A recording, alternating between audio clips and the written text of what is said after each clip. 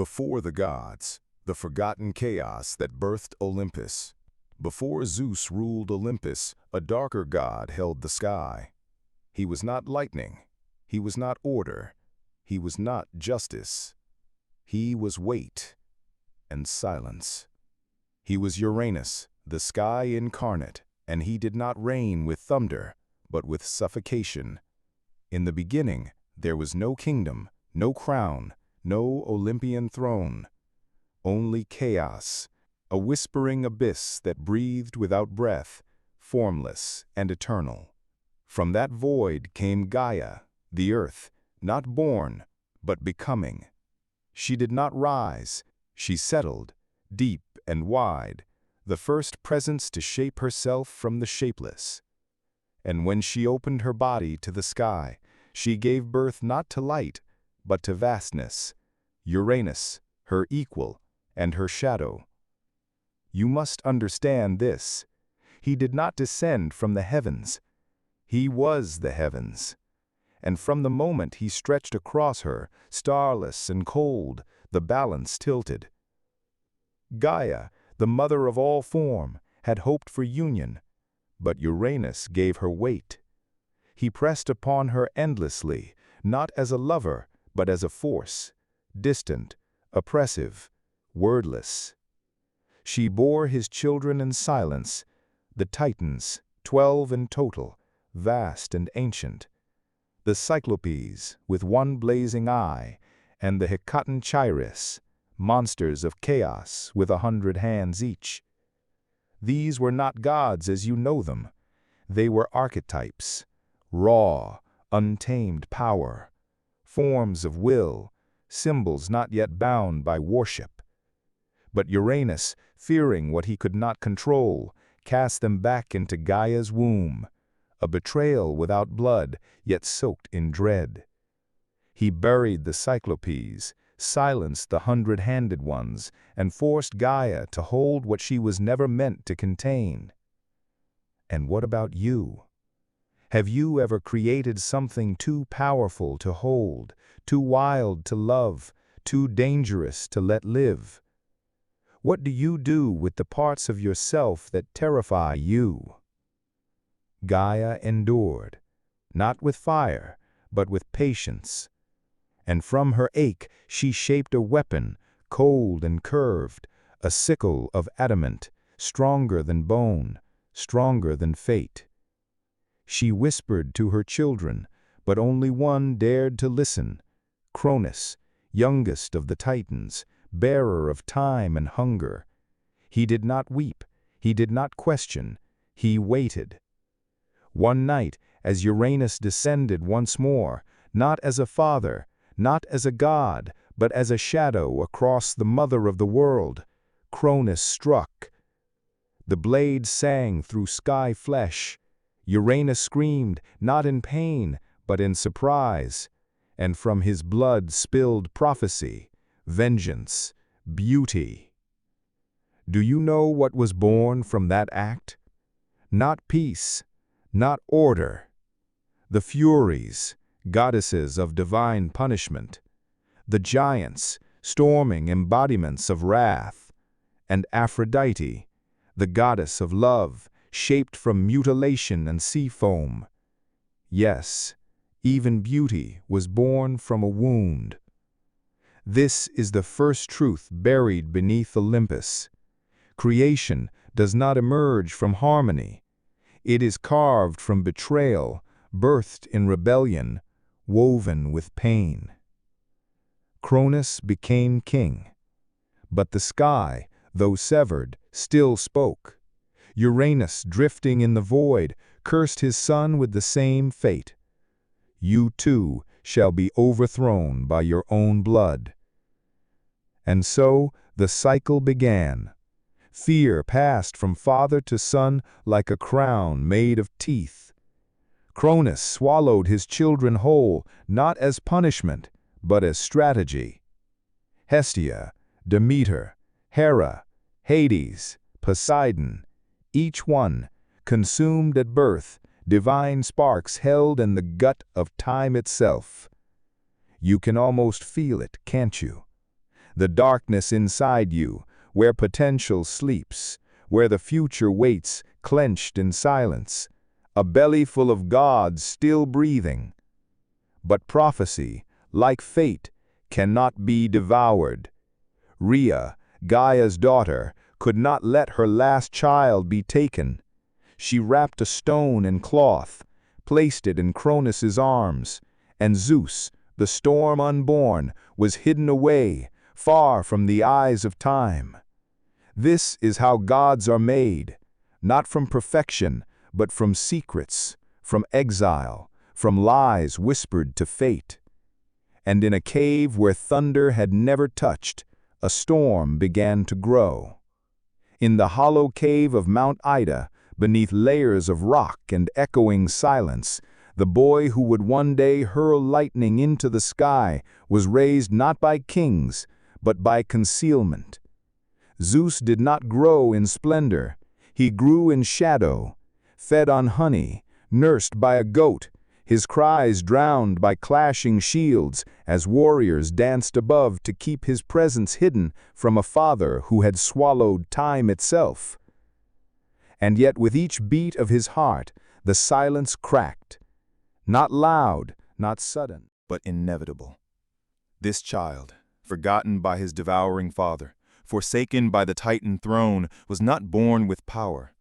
He grew it, like fire crawling up dry wood, like prophecy breathing beneath skin. When he came of age, Zeus did not charge toward destiny. He walked to it with strategy. He poisoned Cronus, not with rage, but with inevitability. And from the Titan's mouth came the swallowed gods, still whole, still divine. Hestia, the flame. Demeter, the harvest. Hera, the crown. Hades, the shadow. Poseidon, the sea. And in that moment, time reversed itself. The devoured became the devourers. The children became the storm. But the Titans would not surrender, not yet. Not to a god born in secrecy and raised in myth. What followed was not a battle. It was a war older than language. 10 years of sky-rending violence, called the Titanomachy. Son against father, brother against uncle, time against thunder. The mountains split, the ocean screamed. And in the heart of it all, Zeus did not just fight. He freed. He unleashed the Cyclops from their prison deep within the earth, and they, in gratitude, gave him gifts not even the Titans could match. Lightning, thunder, the storm itself. You might wonder, why would chaos allow this? Why did the ancient void not swallow them all once more? Because even in chaos, there is pattern.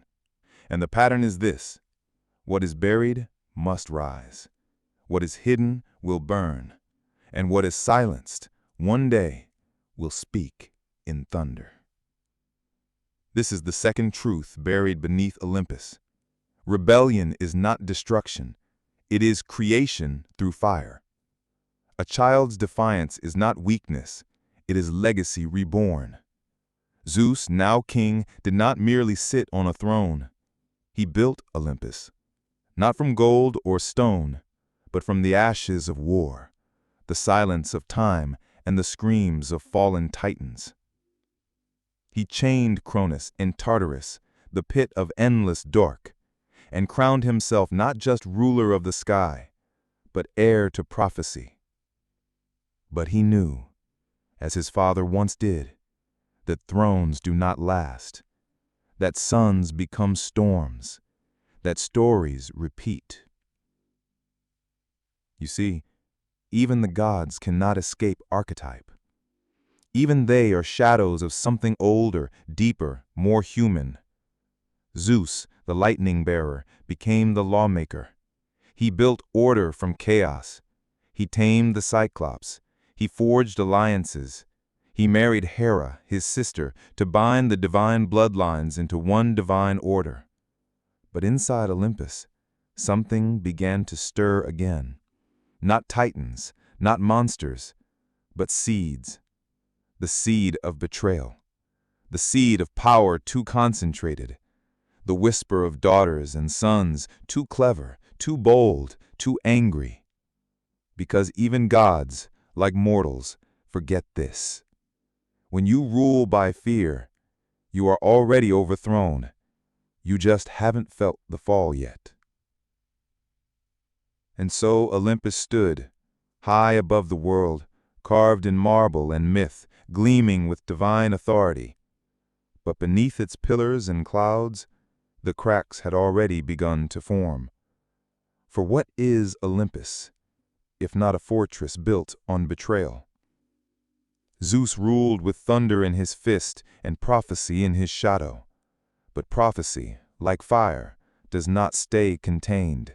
It moves, it spreads, it consumes. He had overthrown his father to escape a fate, but fate, once awakened, does not sleep again. It simply changes form. Zeus's own children, born of goddesses and mortals alike, were not worshippers. They were weapons, forged by legacy and hunger. Athena, born from his skull in a flash of pain and brilliance, a daughter too wise for obedience. Ares, bloodlust incarnate, chaos given a spear. Hermes, the whisper between worlds, too fast to follow, too clever to trust. And then there was Hera, his queen and sister, not a consort, but a challenger.